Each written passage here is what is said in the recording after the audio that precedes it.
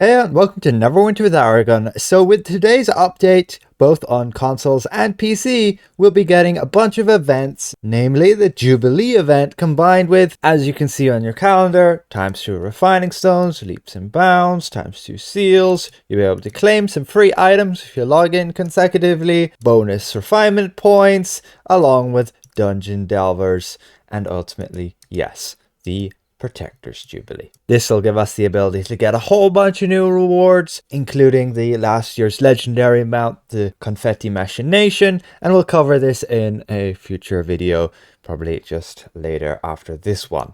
But what we want to cover right now is the patch notes, the update news from the devs. And we can see it's mainly targeting the rebalancing of shielding companions. Companions which provide shields to players. What's very nice is companion shields stack with player shields now, and they're standardizing this across all of the companions that can give shields. However, they will not stack with themselves. Diva Champion was doing so, and all of these companion shields will provide blue bar shields instead of temporary hit points, which are yellow bar shields. Some of them were just giving yellow shields.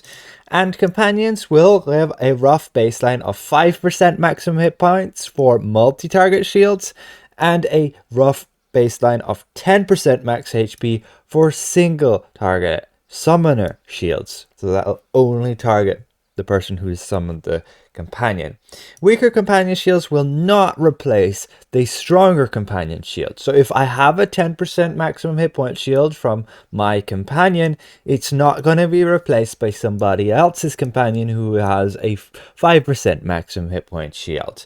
That is very nice, but you will not be able to refresh the duration of your shield by applying a weaker one, even if the duration on the stronger one is about to expire. They are testing these changes and the intent of rolling it out to more shields if it's liked. This not replacing a stronger shield with a weaker shield. This could be pretty useful on a paladin. But we can go into the details and we can see the Barbarian Shaman did get its shield reduced down now to only 5% to nearby allies.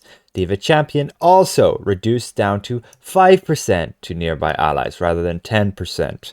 And the Smiting Blows critical severity reduction will no longer stack with itself. That was a little bit broken. Elminster Armor, he's going to have his active skill, can now be used at the start of combat. And this will give the summoner a 10% shield. The cooldown and duration has been adjusted a little bit.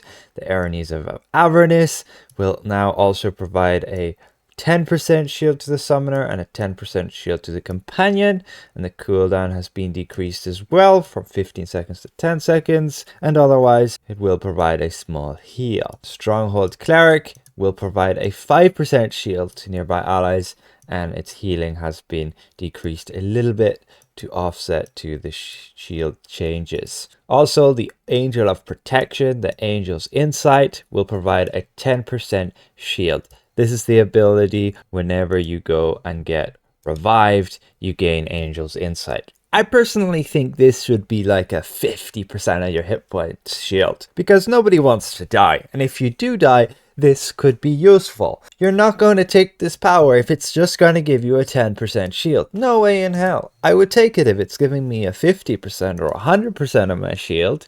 That might be useful, especially for newer players who are just running dungeons and they're new and are most likely going to die.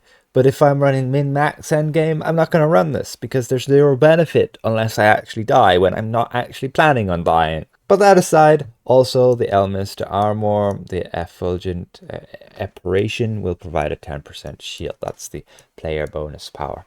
And then there's doing some cleaning up of miscellaneous bugs with shields and adjustments of certain things so they consistently target nearby friendly allies. Then some other companion adjustments. The Cleric Disciple, its healing word has been increased in the actual heal ability. The Fawns and the Fire Blossom Zealot have got a bit of a nerf so that their healing won't be so powerful and low item levels. Scarecrow has its gaze reworked so that it'll provide that stun every 8 seconds and it's rebalanced to a single target companion. And the Skeleton will basically have its damage bonus and stacking reworked so that now it stacks and consumes per skeleton rather than one big shared stack, and it's rebalanced as a single target companion. And that's today's patch notes. Again, some big news with the Jubilee event. It's one of the major events and it's supposed to be the 10th anniversary. We have seen the blog where they go over supposedly the new things that they're coming out with, like a reskin of Elminster, the Elminster Simulacrum, a reskin of the Big Base Hand, having it as the Hand of Neverwinter, and then the Mini Minotaur Companion Vanity Pet, and then a new throne with a new set of fashion. And then from there you can obtain your login rewards, and you'll be able to obtain your older rewards like the Confetti Machination, so on and so forth, and like your Elminster lunchboxes to obtain your event food. The problem with those lunchboxes is you have to get a lot of them, and if you want to be getting the actual food you want, you have to open a ton of them because they drop now even more different types of food, which is kind of more of a negative thing, and we'll cover that again when we cover the Jubilee event in just a short time. So, we'll see you guys around. Goodbye for now.